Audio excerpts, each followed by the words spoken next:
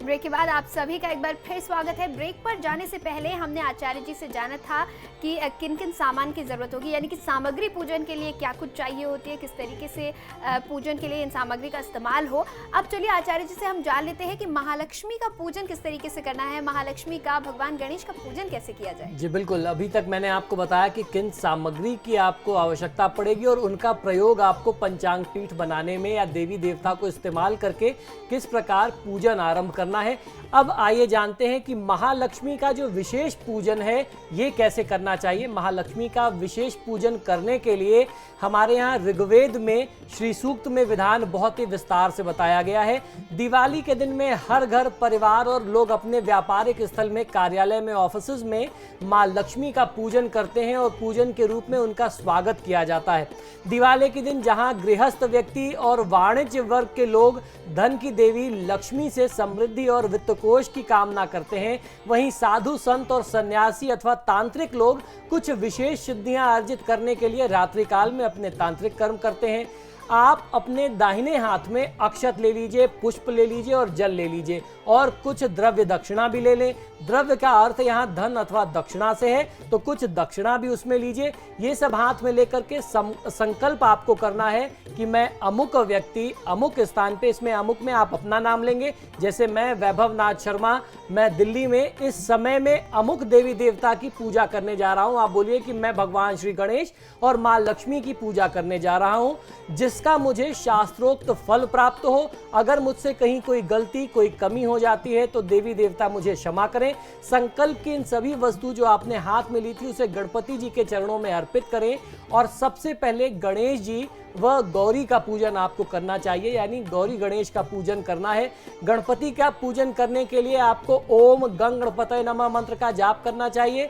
वहीं लक्ष्मी माता की पूजा करने के लिए जो बीज मंत्र है वह है ओम स्त्रीं ह्रीं श्रीं कमले कमलालये प्रसीद प्रसीद महालक्ष्मी नमो नमः। इस तरीके से आप उनका पूजन कर लें। हाथ में थोड़ा सा जल पुनः लें और आवाहन व पूजन मंत्र, प्रार्थना तथा अपनी मनोकामना आपको कहनी चाहिए और पूजा सामग्री आपको सब अर्पित कर देनी चाहिए। हाथ में और थोड़ा सा अक्षत और पुष्प ले लीजिए। साथ में नवग्रह स्त्रोत का आप ध्यान कर सकते हैं, जो भी आपको आता है। मूलतः जो बहुत प्रचलित नवग्रह स्त्रोत है वह ब्रह्मा मुरारी त्रिपुरांतकारी भानु शशि भूमि सुतो बुधश्च गुरुश्च शुक्र शनि राहु केतव सर्वे ग्रह शांति करा भवंतु। इसका भी जाप कर सकते हैं या आप सभी ग्रहों से मन में प्रार्थना कर सकते हैं। अगर आपको कोई संस्कृत के मंत्र नहीं मालूम, आप सभी ग्रहों से प्रार्थना करें कि हे देवी देवता, हे ग्रह नवग्रह, आप हमारा कल्याण करें। अंत में महालक्ष्मी जी की आरती के साथ आप अपनी पूजा को समाप्त कर सकते हैं। आप अपनी पूजा को समापन करिए। इस महालक्ष्मी पूजन के बाद क्रम आता है व्यापारी वर्ग के लिए बही खाता का पूजन करने का, अर्थात आपकी जो अकाउंट बुक्स हैं उनकी पूजा होती है। तो बही खाते का पूजन कैसे करना है, आइए इसको भी जानते हैं। बही खातों का पूजन करने के लिए नवीन बहियों का व खातों की पुस्तकों पर केसर युक्त चंदन से अथवा लाल कुमकुम से स्वस्तिक का चिन्ह बनाना चाहिए। इसके बाद उनके ऊपर श्री गणेशाय नमः लिख करके आप उसमें कुछ लिख करके उसको आप आरंभ करें। इसके साथ ही एक नई थैली बना लें, लाल, हरे या पीले वस्त्र की नई थैली आप बना सकते हैं। उसमें हल्दी के 5 गांठें, 2 दाने कमलगट्टे के, थोड़ा सा अक्षत, कुछ दूर्वा, कुछ खड़ी धनिया आपको प्रयोग में लेनी है, मसाले वाली जो खड़ी धनिया होती है, और कुछ दक्षिणा अपनी तरफ से रख करके इस थैली में स्वस्तिक का चिन्ह बनाएं और माँ सरस्वती का स्मरण आपको करना चाहिए। माँ सरस्वती का ध्यान करें। माँ सरस्वती का जो मंत्र, जो विधि आप जिस भी तरीके से ध्यान करना चाहते हैं उनको ध्यान करें और उनके स्वरूप को कैसे ध्यान करना है ये मैं बताता हूँ। आप हाथ जोड़ करके, आंखें बंद करके ध्यान करें कि हे माता, जिनके कर समान कमलों में घंटा, शूल, हल, शंख, मूसल, चक्र, धनुष और बाण धारण किए हुए हैं, चंद्र के समान जिनकी मनोहर कांति है, जो शुंभ आदि दैत्यों का नाश करने वाली हैं, वाणी बीज जिनका स्वरूप है तथा जो सच्चिदानंदमय विग्रह से संपन्न है, उन भगवती महासरस्वती का मैं ध्यान करता हूँ। ध्यान करने के बाद बही खातों का गंध, पुष्प, धूप, दीप, नैवेद्य से पूजन करें। तो इस प्रकार से बही खातों का पूजन हो जाता है। बिल्कुल आचार्य जी, तो ये तो महालक्ष्मी का पूजन था, गणेश भगवान का पूजन था। दीपावली संपन्नता का त्योहार है और जब हम धन की बात करते हैं तो भगवान कुबेर की भी बात करते हैं। तो दीपावली के दिन भगवान कुबेर की कैसे पूजा की जाए ताकि हमारा घर धन धान्य से भरा पूरा रहे?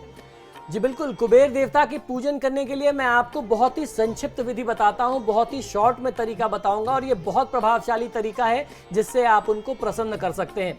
कुबेर देवता की पूजा करने के लिए निशित काल, प्रदोष काल या महानिशित काल लिया जा सकता है। ये बहुत ही उपयुक्त होता है, इससे कुबेर देवता बहुत जल्दी, बहुत शीघ्र प्रसन्न होते हैं।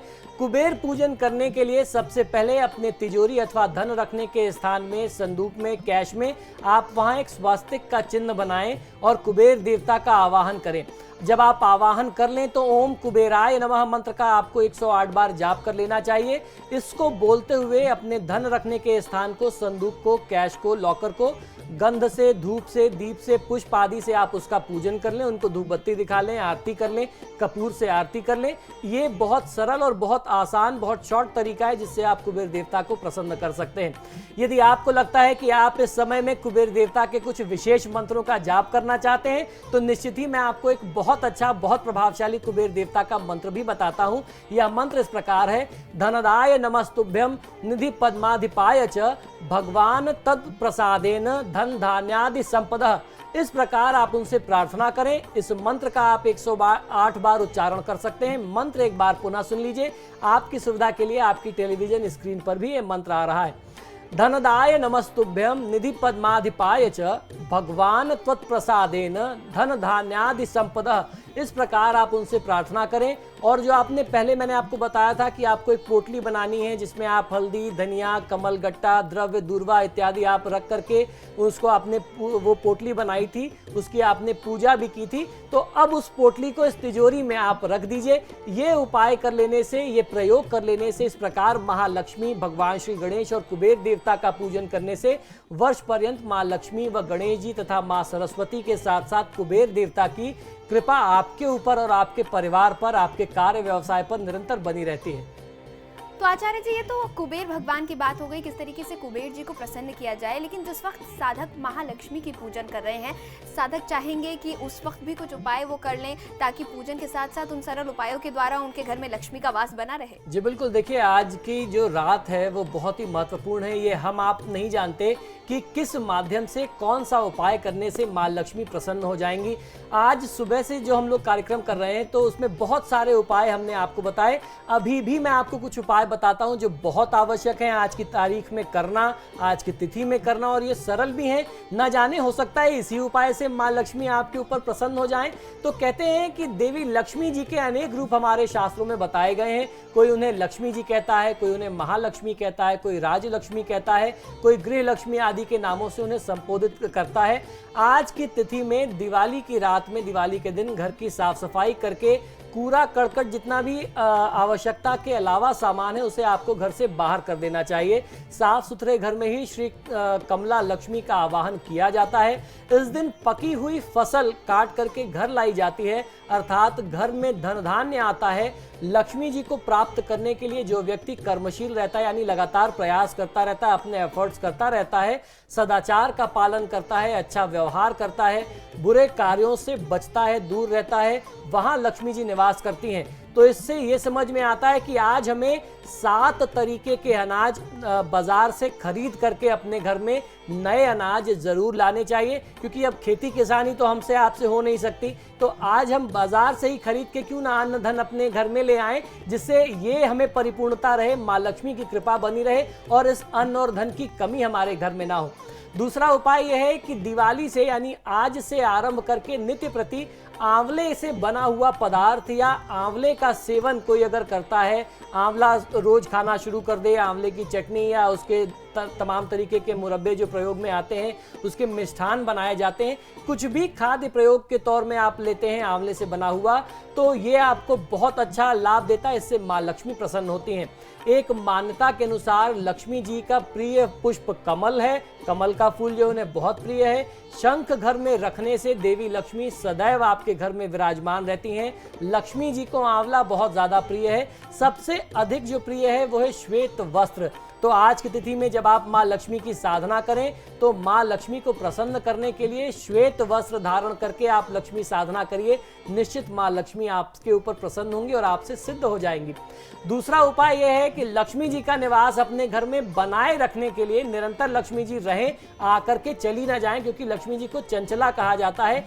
हर व्यक्ति को प्रयास ये करना चाहिए कि बहुत देर तक ना सोएं, ब्रह्म मुहूर्त में उठ जाएं, जल्दी से स्नान ध्यान करके स्वच्छ वस्त्र धारण करके माँ लक्ष्मी का ध्यान करें, भगवान शिव का नित्य पूजन करें तो बहुत अच्छा लाभ मिलता है। घर में देवताओं के प्रति आस्था आपको रखनी चाहिए। श्री विष्णु को एकादशी का उपवास बहुत प्रिय है, तो भगवान विष्णु के निमित्त एकादशी का उपवास करें और उपवास के उपरांत भगवान विष्णु की जब आप पूजा करें तो पूजा में आंवले का प्रयोग जरूर हो, आंवला उनको आप जरूर अर्पित करें, भेंट करें तो बहुत अच्छा लाभ मिलता है। उसके साथ साथ स्त्रियों और कन्याओं को सम्मान देने वाले व्यक्ति के यहाँ भी लक्ष्मी जी का निवास अवश्य रहता है, तो महिलाओं का, कन्याओं का जो गृह लक्ष्मी है उनका सम्मान करें, महिलाओं को अपशब्द ना बोलें, उनका अपमान ना करें, आपके ऊपर माँ लक्ष्मी की कृपा बनी रहेगी। हर व्यक्ति का प्रयास ये होना चाहिए कि वह अपना व्यवहार सौम्य सात्विक रखे, मांस मदिरा मादक पदार्थों से दूर रहे तो माँ लक्ष्मी आपसे बहुत ज़्यादा प्रसन्न रहेंगी। इसके अलावा लक्ष्मी जी को अपने घर में बनाए रखने के लिए किसी भी व्यक्ति को सदाचार का पालन करना चाहिए। इंद्रियों पर अपना नियंत्रण हमेशा बना करके रखना चाहिए। आप इंद्रियों के वश में ना हो कि आपकी बॉडी डिमांड करने लगे कि उसको मदिरा चाहिए और आप उसकी इच्छा को, उसकी आवश्यकता को पूर्ण करने के लिए अपने शरीर के वश में आ जाएं। ऐसा नहीं होना चाहिए। आपके मन पर, आपके शरीर पर आपका अपना नियंत्रण होना चाहिए, इंद्रियों पर आपका नियंत्रण होना चाहिए। उसके साथ साथ जो अन्न बोलते जीव है, पशु पक्षी, गाय, कुत्ते, मछलियां, इन सभी जीव जंतुओं पर भी पूर्ण दया रखनी चाहिए और अपने भोजन में से, अपने कमाए गए धन में से कुछ अंश इनके लिए भी आपको जरूर दान करते रहना चाहिए। इनके भी भोजन की व्यवस्था आपको करते रहने चाहिए।